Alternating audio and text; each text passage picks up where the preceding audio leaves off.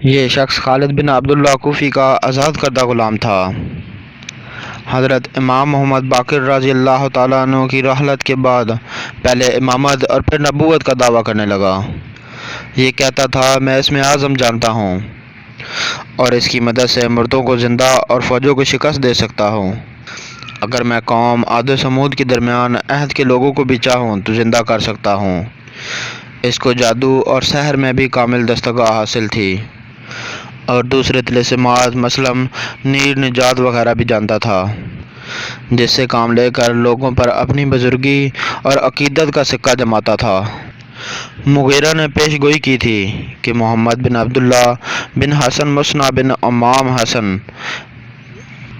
بنی مہدی آخر الزماں ہوں گے اور اس طرح پوری روئی زمین پر ان کی حکمرانی ہوگی۔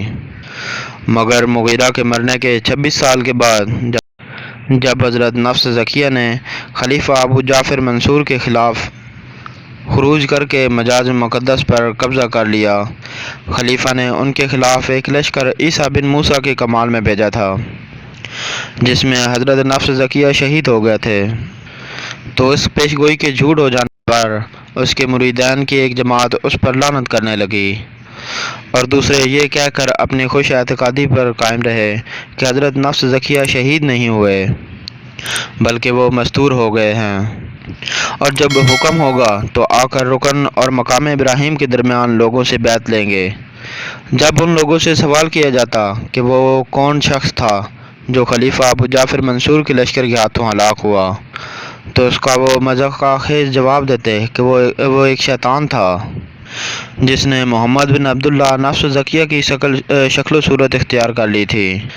جب خالد بن عبداللہ کسری کو، جو خلیفہ ہشام بن عبد الملک کے طرف سے عراق کو حاکم تھا، یہ معلوم ہوا کہ مغیرہ اپنے آپ کو نبی کہتا ہے اور اس نے بہت سے لوگوں کو گمراہ کیا ہے، تو اس نے 119 ہجری میں اس کی گرفتاری کا حکم دیا۔ مغیرہ اپنے 6 مریدوں کے ساتھ گرفتار ہو کے خالد کے سامنے پیش کیا گیا۔ خالد نے اس سے پوچھا کہ تو کس چیز کا دعوے دار ہے؟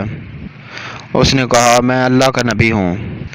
خالد نے پھر اس کے مریدوں سے پوچھا تم اس کو اللہ کا نبی مانتے ہو؟ سب نے اس بات میں جواب دیا۔ خالد نے مغیرہ کو سرکنڈے کے گٹھے کے ساتھ باندھا اور تیل چھڑک کر اس کو زندہ جلا دیا۔ خالد نے جوش میں آ کر آگ کی سزا دی، ورنہ حدیث شریف میں آگ سے عذاب دینے کی ممانعت کی گئی ہے۔